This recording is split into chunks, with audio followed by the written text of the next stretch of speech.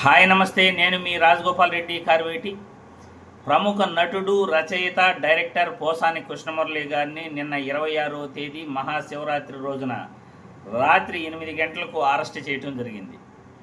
ఆయన మాకు నోటీసులు ఇచ్చి వెళ్ళండి, మేము స్టేషన్కి వచ్చి మాట్లాడతాము, విచారణకు మేము అందుబాటులో ఉంటాము, నా ఆరోగ్యం బాగలేదు, నేను అంతసేపు ప్రయాణించలేను అని చెప్తున్నా కానీ పోలీసులు ఆయన మాట వినలేదని ఆయన్ను అరెస్ట్ చేసి రాయచోటికి, ఏపీలోని రాయచోటికి తీసుకొచ్చారని ఆయన అంటున్నారు.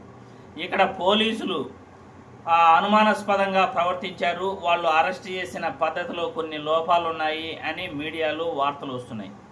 ఎందుకంటే ముఖ్యంగా 26వ తేదీ సాయంత్రం 8 గంటలకు ఆయన పోసాని కృష్ణమురళి గారిని హైదరాబాద్లో అరెస్ట్ చేస్తే నోటీసుల్లో మాత్రం 27వ తేదీ అరెస్ట్ చేసినట్లు అక్కడ చూపించారట.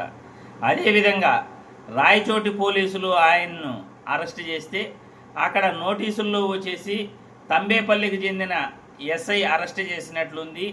కానీ ఆ నోటీసుల్లో రాసిన ఫోన్ నంబర్లు మాత్రం ఓగులుబారుపల్లి పిఎస్కు చెందిన ఫోన్ నంబర్లుగా అవి కనబడుతున్నాయి అని మీడియాలో వార్తలు వస్తున్నాయి.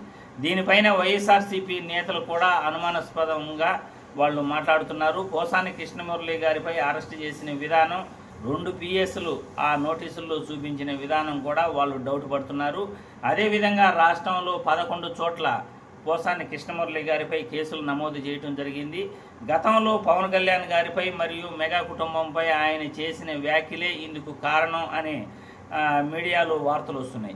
చంద్రబాబు సంబంధించిన అనుకూల మీడియాల్లో వార్తలు రాస్తున్నది ఏమిటంటే, నంది అవార్డ్స్పై ఆయన చేసిన వ్యాఖ్యలు, పవన్ కళ్యాణ్పై, మెగా కుటుంబంపై ఆయన చేసిన వ్యాఖ్యలు అసలు చెప్పలేనటువంటి మాటలను ఆయన మాట్లాడాడు. మీడియాలో మళ్ళీ పత్రికల్లో రాయలేనటువంటి, చూపించలేనటువంటి మాటలు ఆయన మాట్లాడాడు అని చంద్రబాబు సంబంధించిన అనుకూల మీడియాలో ఈ వార్తలు వస్తున్నాయి. కానీ వైసీపీ వారు చెప్పేది ఏంటంటే, పోసాని కృష్ణమురళి గారు మాట్లాడిన మాటల్లో ఆయన ఎక్కడా అసభ్యకరమైన పదాలు వాడలేదు.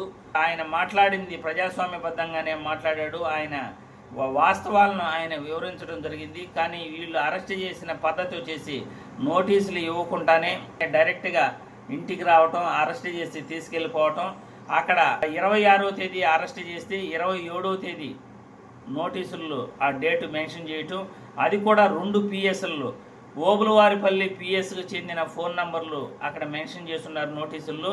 కానీ తంబేవారిపల్లికి చెందిన పిఎస్ ఎస్ఐ అరెస్ట్ చేయటం జరిగింది అని వైసీపీ నాయకులు అనుమానాస్పదం వ్యక్తం చేస్తున్నారు. పోసాని కృష్ణమురళి గారు ఆయన అరెస్ట్ చేసిన సమయంలో ఆయన ఒంటిపైన బనీను, షార్ట్ మాత్రమే ఆయన వేసుకుని ఉన్నారు.